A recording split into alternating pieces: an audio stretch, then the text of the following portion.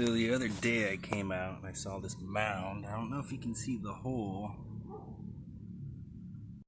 So I don't know if y'all have ever seen a hole in your yard like that. You may think it's a mole. It could be a cicada killer if you're in the Midwest, the eastern side of the state. Very interesting. Turned out to be a cicada killer, obviously.